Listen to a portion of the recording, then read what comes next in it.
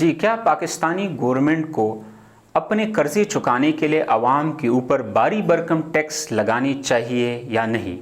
تو اس کا جواب ہے ہرگز نہیں۔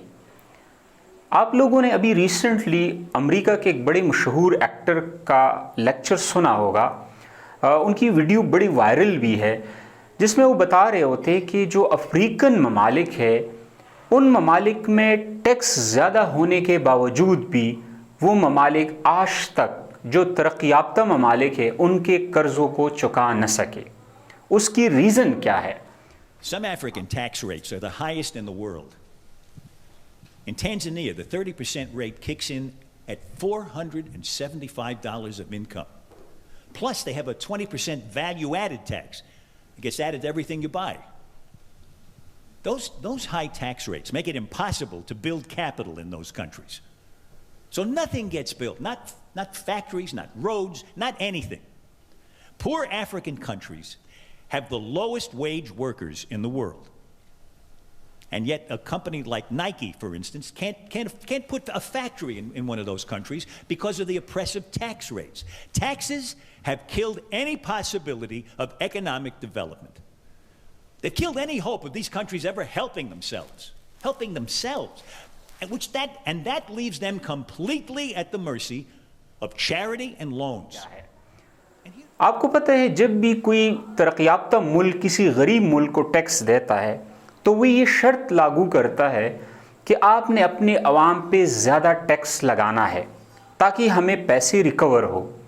یہی situation world bank, I M F اور ایشین ڈیولپمنٹ بینک بھی ہے۔ جب یہ بینک کسی ملک کو قرضہ دیتے ہیں تو یہ وہاں ان ممالک سے ڈیمانڈ کرتے ہیں کہ آپ اپنے عوام کے اوپر بھاری ٹیکس لگائیں۔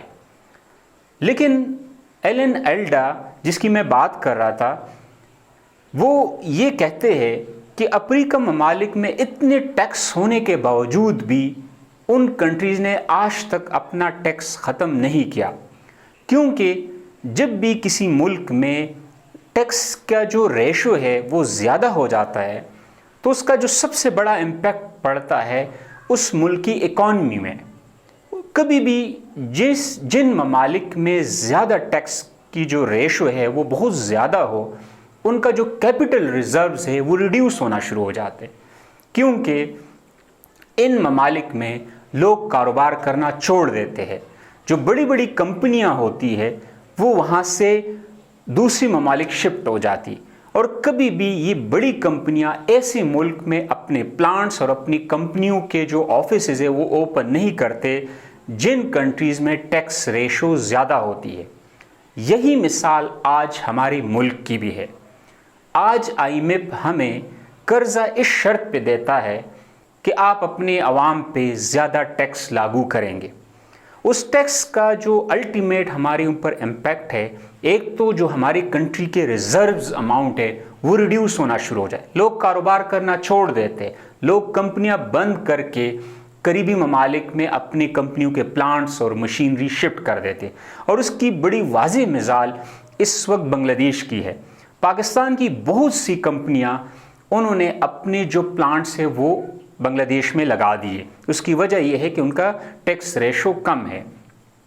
اور میں ایلن ایلڈا کی اس بات کو یہاں پہ اس لیے کوٹ کر رہا ہوں کہ اس کی بڑی واضح مثال اس وقت یو اے ای دبئی کی ہے کہ وہاں جب انہوں نے ٹیکس کم لاگو کیا اور دنیا کے تمام بڑی کمپنیاں آئے، انہوں نے دبئی میں اپنے پلانٹس، اپنے جو آفیسز ہیں وہ اوپن کی، اپنا بزنس، کیونکہ وہاں ٹیکس بہت کم ہے، جس کی وجہ سے دبئی اس وقت دیکھو کتنی ایک ترقی یافتہ ملک بن چکی ہے۔ اس کی سب سے بڑی وجہ یہ ہے کہ وہاں ٹیکس ریشو کم ہے۔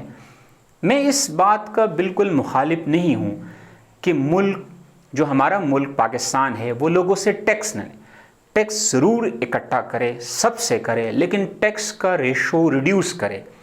آج اگر ہمارے ملک میں آج ہی اناؤنس کرتے ہیں کہ ہم ٹیکس ریشو ریڈیوس کرتے ہیں تو اگلی ہی دن آپ کی جو بڑی بڑی کمپنیاں ہیں ان کے جو شیئرز ہیں وہ آسمان کو چھونے لگیں گے، اور آپ دیکھیں گے کہ within a few month, within a few days دنیا کی بڑی بڑی جو کمپنیاں ہیں وہ یہاں پہ اپنا پلانٹ لگا لیں گے، اپنا بزنس سٹارٹ کر لیں گے، اور جو ہمارے بزنس مین ہے جو یہاں کے جو ریزروز کیپٹل ہے وہ دوسری کنٹری میں شفٹ کر رہے، وہ یہاں پہ اپنے بزنس کا آغاز کریں گے۔ جس معاشرے میں کاروباری لوگ کم ہو جاتے ہیں زیادہ ٹیکسیشن کی وجہ سے، اس معاشرے میں وہ معاشرہ جو ہے وہ بھیک مانگنے پر مجبور ہو جاتا ہے، اور یہی سچویشن اس وقت ہمارے ملک کی ہے کہ ہم بار بار آئی ایم ایف سے قرضہ لے رہے، ہم تقریباً 70+ ایئر سے قرضہ لے رہے، لیکن اس کے باوجود بھی آج تک ہم آئی ایم ایف سے یا جو ترقی یافتہ ملک جنہوں نے ہمیں قرضے دیے ان قرضوں سے ہم نے آزادی حاصل نہیں کی۔ جس معاشرے میں کاروباری سیٹ اپ، کاروباری لوگ کم ہو جاتے ہیں، جہاں کاروبار بند ہو جاتے ہیں، تو پھر وہاں کے یوتھ فرسٹریشن کا شکار ہوتے ہیں، یوتھ پھر جاب کے پیچھے بھاگتے ہیں۔ اس وقت ہماری ملک کی جو معیشت تباہ ہو رہی ہے، جو ہماری اکنامیکل جو ڈیتھ ہو رہی ہے، ہماری جو اکنامیکل لاسز ہے، جو ہم اکنامیکلی سوسائڈ کریں، اس کی سب سے بڑی وجہ ٹیکس ریشو میں اضافہ ہے۔ جو نئی گورنمنٹ آ رہی ہے وہ پچھلی گورنمنٹ سے زیادہ عوام کے اوپر ٹیکس، آپ ٹیکس سب سے کلیکٹ کرے، امیر غریب سب سے، لیکن ٹیکس ریشو ریڈیوس کرے۔